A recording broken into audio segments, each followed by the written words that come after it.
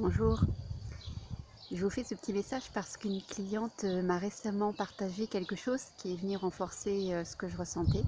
C'est une cliente que je suis en sophrologie depuis plusieurs séances, qui là avec le confinement, je lui ai proposé des séances par téléphone et elle me disait que, elle me demandait si c'était possible de continuer parce qu'elle trouvait ça très confortable d'être chez elle, de pouvoir adapter à son lieu, de pouvoir se reposer, surtout après la séance, et d'intégrer, au lieu de reprendre sa voiture ou de refaire quelque chose tout de suite après.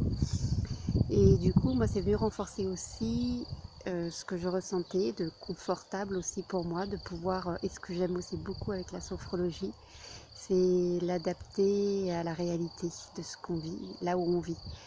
Et la personne voilà, choisit d'être à l'endroit où elle a envie au moment du rendez-vous. Ça peut être dehors en train de marcher, dans sa cuisine, allongée sur son canapé.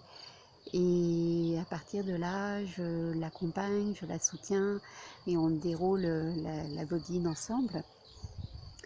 Et c'est très riche justement de pouvoir accompagner la personne et que la personne surtout sente ses ressources là où elle a l'habitude d'être. Et du coup, ça m'a donné envie de continuer à proposer ces séances de sophrologie, donc pendant 1 heure au téléphone.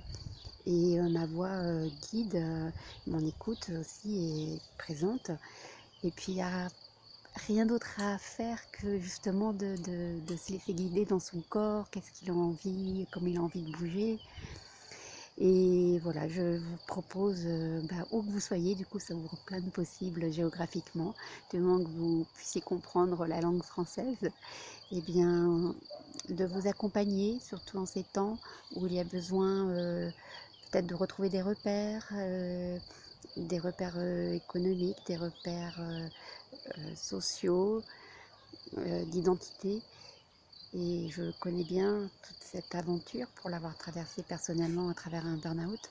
Donc je suis prête et très envie de vous accompagner si c'est à cet endroit-là aussi, de retrouver vos ressources et du sens, de la dignité, de la liberté. Voilà, et bien n'hésitez pas à aller sur mon blog Terre et Fleurs pour trouver de plus amples informations. À très bientôt, en tout cas, je vous embrasse de mon jardin, du jardin fleuri où nous allons bientôt aussi masser avec les fleurs.